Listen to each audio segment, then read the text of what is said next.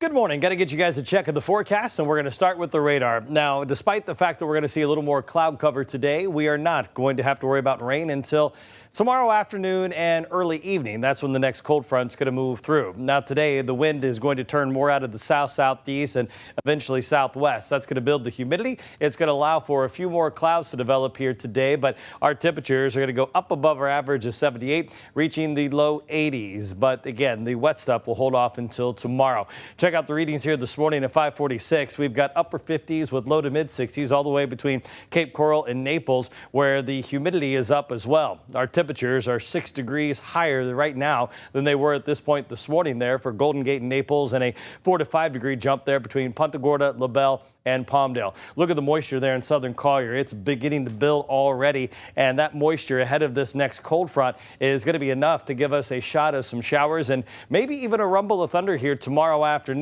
But this morning, we're going to watch for some patchy fog possible around the lake and the Peace River. So far, things have been pretty good. Matter of fact, let me show you the look there across the Peace River from the camera that sits at the Sunseeker Resort. You can see the 41 bridge north and southbound looking just fine here this morning. Now, that wind is going to start to turn out of the south, and you can see that gusting 10 to 15. That's going to bring in warmth, even more humidity later on this afternoon, and that will set the stage here for that rain potential tomorrow.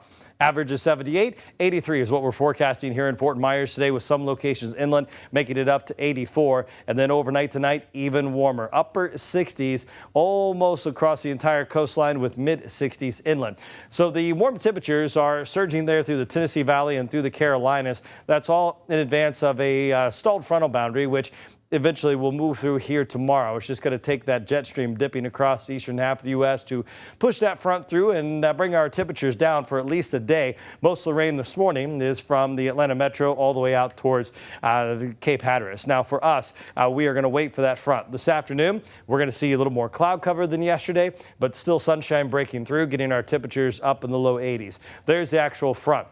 We'll stop this tomorrow around 5 o'clock, and you can see that front sweeping through and then that cooler air coming in behind it. Let's detail the rain chance for tomorrow. Here's lunchtime. We'll start along the coast for Sarasota County and eventually working its way inland. The highest chance here for Lee, DeSoto, and eventually Glades County looks to be between 2 and 3 o'clock. By 4, it's going to be Hendry and Collier, and then that line of showers quickly moving out, and that's when we get that northerly wind. Now, this cool down is going to be rather quick. Matter of fact, that jet stream dips, puts the front through, gives us a chilly day, and that cold air starts to retreat right back to the north. So we're looking at highs here on Thursday that won't make it to 70, and we'll wake up there on Thursday morning in the low to mid 50s, and we quickly warm up. By the time we get towards Friday, we're back at our average of 78, and the weekend, sunny and warm. We're going to be up there around 80 to 81 degrees, and that will last all the way through the early parts of next week. So one cool day and a little bit of rain to get through tomorrow.